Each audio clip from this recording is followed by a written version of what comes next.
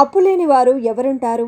అలాగని చేసిన అప్పులు తీరక ఇబ్బందులు ఎదుర్కొనేవారు, అసలు ఆ సమస్య పరిష్కారం కనబడని వారు విజయ ఏకాదశి రోజున ఇలా పూజ చేస్తే మంచిదని చెబుతారు. సాక్షాత్తు శ్రీరాముడికి లంకా విజయాన్ని అందించిన వ్రతం విజయ ఏకాదశి వ్రతం. అప్పులు ఉన్నవారు ఉద్యోగ సమస్యలకు చేయవలసిన వ్రతం ఇది. అదే విజయ ఏకాదశి వ్రతం. ఈ వ్రతం గురించి పూర్తి వివరాలు తెలుసుకునే ముందు మా ఒక్క మాటను సబ్స్క్రైబ్ చేయండి, షేర్ చేయండి. మీ విలువైన కమెంట్లు పెట్టడం మర్చిపోకండి. జీవితంలో ఎన్ని ఆటంకాలు ఎదురైనా, శత్రువుల భయం వేధిస్తున్నా వాటన్నింటినీ అధిగమించి విజయం సాధించడానికి మార్గం చూపే రోజే విజయ ఏకాదశి అని పండితులు చెబుతారు. ఫాల్గుణ మాస కృష్ణపక్షంలో వచ్చే ఈ ఏకాదశికి పద్మ, స్కంద పురాణాల్లో విశేష ప్రాముఖ్యత ఉంది. విజయ ఏకాదశి వ్రతాన్ని శ్రీరాముడు అనుసరించాడని పురాణాలు చెబుతున్నాయి. పురాణ గాథల ప్రకారం సీతమ్మ వారిని వెతుకుతూ సముద్ర తీరానికి చేరుకున్న శ్రీరాముడు లంకా దండయాత్రకు ముందు విజయం కోసం ఏ వ్రతాన్ని ఆచరించాలని అగత్స్య మహర్షిని కోరతాడు. అప్పుడు మహర్షి సూచన మేరకు రాముడు ఈ విజయ ఏకాదశి వ్రతాన్ని అత్యంత భక్తి శ్రద్ధలతో నిర్వహించాడు. ఈ వ్రత ప్రభావంతోనే ఆయన వానరసేనతో సముద్రాన్ని దాటి రావణుడిని సంహరించి విజయకేతనం ఎగరవేశాడని నమ్ముతారు. అయితే ఈ వ్రతాన్ని ఎలా ఆచరించాలి అనేది చాలామందికి తెలియదు. అందుకే ఈ వ్రత విధానాన్ని మీకోసం అందిస్తున్నాం. వ్రత విధానం మరియు పూజా ఫలాలు ఇలా ఉంటాయి.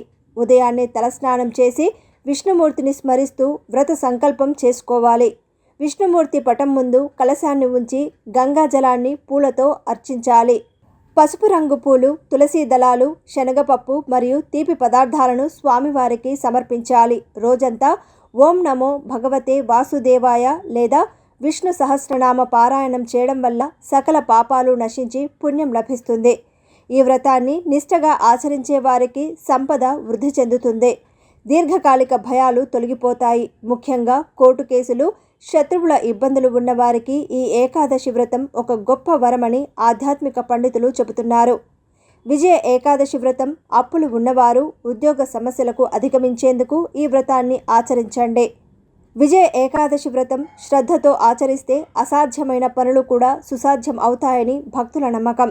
ఇంకా ఉద్యోగ సమస్యలతో పాటు అప్పుల బాధలకు విముక్తి కలుగుతుందని పండితులు చెబుతున్నారు. విష్ణుమూర్తి అవతారమైన శ్రీరాముడిని, సీతాదేవిని కలిపి పూజించాలి. దీనివల్ల వైవాహిక జీవితంలో సమస్యలు తొలగి సామాజిక గౌరవం పెరుగుతుంది. ఆర్థిక ఇబ్బందుల నుండి బయటపడటానికి విజయ ఏకాదశి రోజున స్వామివారికి 11 అరటిపండ్లు, 11 లడ్డూలతో పాటు ఎర్రటి పుష్పాలను సమర్పించండి. దీనివల్ల మంచి ఫలితం లభిస్తుంది. ఇదే రోజున రాగి పాత్రలో శుద్ధమైన నీరు లేదా గంగా జలంలో 11 ఎర్ర మిరపగింజలు వేసి సూర్యదేవుడికి అర్ఘ్యం వదలండి.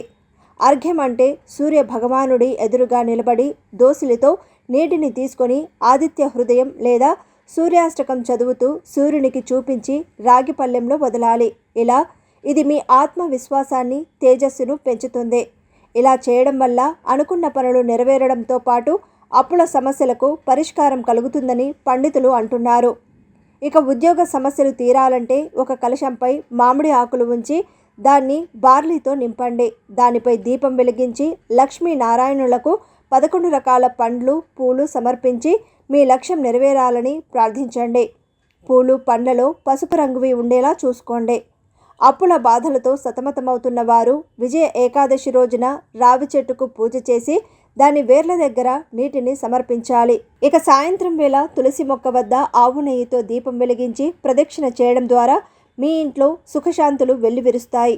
పురాణాల ప్రకారం ఏకాదశి రాత్రి నిద్రపోకూడదు. భజన కీర్తనలతో జాగరణ చేయడం వల్ల శత్రువుల ప్రభావం తగ్గి ప్రతికూల శక్తులు నశిస్తాయని పురాణాలు చెబుతున్నాయి. విజయ ఏకాదశికి ఇంతటి ప్రాశస్త్యం ఉండటం వల్ల పురాణ కాలం నుంచి ఈరోజు ప్రత్యేక వ్రతాలు, పూజలు చేస్తారు.